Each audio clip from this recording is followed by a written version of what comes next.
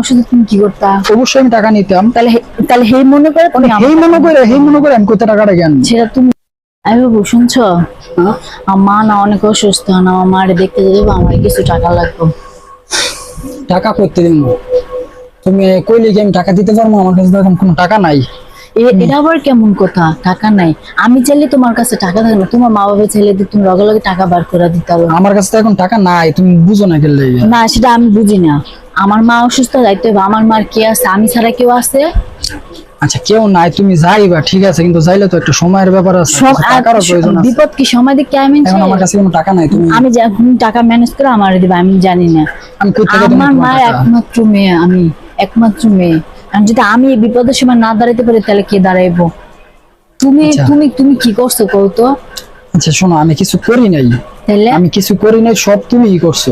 কারণ তুমি বুঝো চাইলে আমারে যে আমি কি টাকাটা দিয়ে করছো? দিতে পারবো, আমার টাকাটা তোমার থাক